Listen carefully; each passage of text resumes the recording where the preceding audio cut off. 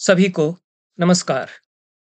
2-1 दिन पहले बांग्लादेश को लेकर यह खबर आई कि वहाँ की अंतरिम सरकार के मुखिया मोहम्मद यूनुस ढाकेश्वरी मंदिर गए और वहाँ के पुजारियों से और मंदिर समिति के प्रबंधकों से, ट्रस्ट के लोगों से मिले। उसके पहले वे हिंदुओं के अन्य प्रतिनिधिमंडल से भी मिल चुके थे।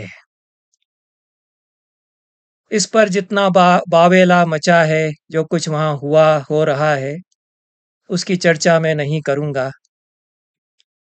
मैं 9 साल पहले लगभग ढाका में रहा। 1 अक्टूबर को ढाका पहुँचा था, 8 अक्टूबर को वहाँ से वापस चला। लुब्ना मरियम ने बुलाया था। लुब्ना मरियम अंतर्राष्ट्रीय ख्याति की रंगकर्मी हैं, रवींद्र नृत्य की बड़ी विशेषज्ञ हैं, संस्कृत से एमए हैं, बड़ी डिग्रियां भी उनके पास हैं परफॉर्मिंग आर्ट्स की।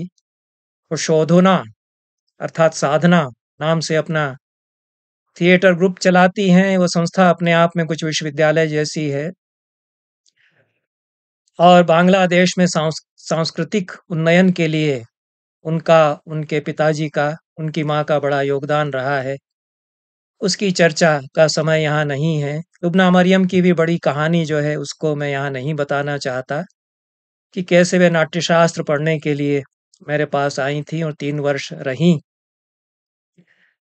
पर उनका आग्रह था तो मैं गया और मैंने देखा कि पूरा बांग्लादेश जिस तरह से रवींद्रनाथ को सिर माथे पर बिठाता है, उस तरह से कदाचित हमारे यहाँ भी नहीं रवींद्रनाथ को सिर माथे पर बिठाया जाता।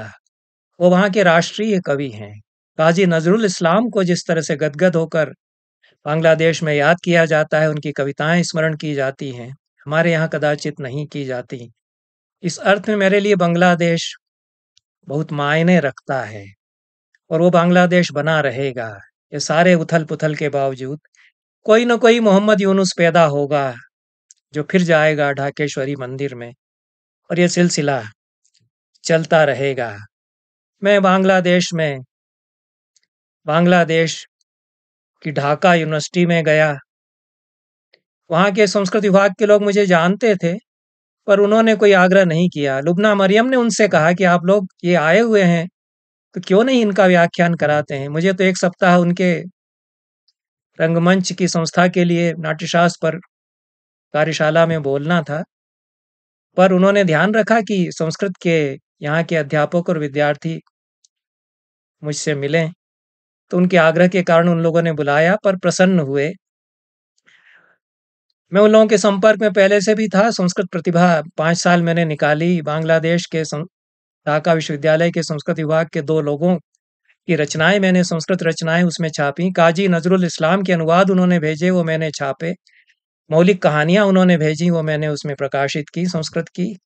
और जहांगीर नेशनल यूनिवर्सिटी, उसमें जाना हुआ। बड़ी अच्छी यूनिवर्सिटी है। उसका शॉर्ट फॉर्म यदि बनाएँगे तो जेएनयू बनेगा और जेएनयू जैसा ही कुछ वहाँ थोड़ा बहुत लगता भी है। विशेष स्मृति जो ढाका की मेरे मन में है कि गाड़ी में बैठकर हम बांग्लादेश ढाका की सड़कों पर निकलते थे, तो कुछ जगहों पर लुब्ना मरियम बताती थी कि यहाँ दुर्गा पंडाल बनेगा। कुछ दिनों बाद दुर्गा पूजा होगी और दुर्गा पंडाल यहाँ बनेगा। कठिनाइयाँ होती हैं कहीं-कहीं, लेकिन प्रतिवर्ष कई दुर्गा पंडाल हैं ढाका में और वहाँ पंडाल बनते हैं, दुर्गा पूजा होती है। ढाकेश्वरी मंदिर भी वे ही ले गई थीं और उनके साथ ढाकेश्वरी मंदिर में मैं पहुँचा। वहाँ के पुजारी लोग भी उनको जानते थे।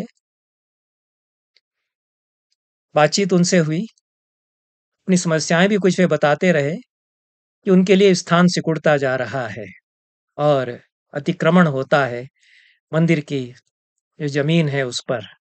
ये समस्याएँ हैं, उसके बावजूद बांग्लादेश है और वो अलग पाकिस्तान से इसलिए हुआ है कि वहाँ रवींद्रनाथ को उस तरह से मन में नहीं बसाया जा सकता था। काजी नजरुल इस्लाम को उस तरह से याद नहीं किया जा सकता था। ढाकेश्वरी मंदिर वहाँ नहीं हो सकता था, जो बांग्लादेश में है और रहेगा, बावजूद इस सारी उथल-पुथल के। उसको मिटाने वाला कोई नहीं है। मैं टैगोर सेंटर जो भारत सरकार वहाँ मेंटेन करती है, उसमें भी लुब्ना मरियम जी ने उनसे कहलवाया कि इनको बुलाइए, तो उन्होंने बुलाया। जो महिला उसको चलाती थी, उनकी रुचि इसमें थी कि व्याख्यान के बाद किस रेस्तरां में कहाँ क्या-क्या हम खाएँगे, क्या वे मुझे खिलाएँगी-पिलाएँगी।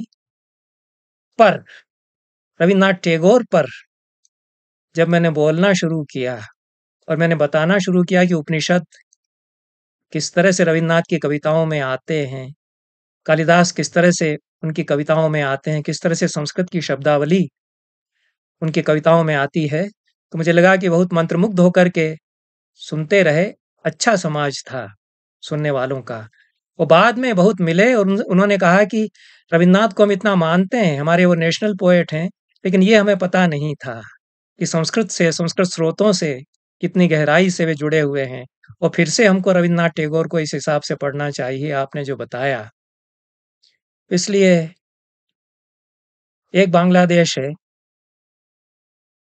जिसकी स्मृतियाँ मेरे मन में हैं, वो ज़्यादा सच्ची हैं। जो कुछ मीडिया पर कहा जा रहा है, जो कुछ बावेला मचाया जा रहा है, उसके बावजूद एक सच्चा बांग्लादेश है और वो शायद बना रहेगा। वहाँ के राष्ट्रपति बदलते जाएँगे, नेता बदलते जाएँगे, आत्मा देश की इस तरह से नहीं मरती, आत्मा नहीं कुचली जाती, जिसकी वजह से वो अलग हुआ पाकिस्तान से, उसको कैसे खत्म करोगे? ढाकेश्वरी मंदिर का कुछ मैं थोड़ा-सा थोड़ी-सी झलक दिखाता हूँ जो मेरे पास बहुत पुराने, उस समय तो इतने अच्छे साधन चित्र लेने के नहीं थे, वो मेरे पास है, उसकी झलक यहाँ प्रस्तुत है। लुब्ना मरियम ने मुझे अकेले कहीं जाने नहीं दिया, जहाँ गया वे साथ थी। ढाकेश्वरी मंदिर लेकर वे मुझे गईं, जहांगीर विश्वविद्यालय, नेशनल जहांगीर यूनिवर्सिटी लेकर गईं। यह मुख्य द्वार है ढाकेश्वरी मंदिर का, उसमें हमने प्रवेश किया। पूजा की सामग्री हमारे साथ थी। लुब्ना मरियम ने भी पूजा की, पुजारियों से मिली, उनको जानते थे पुजारी लोग।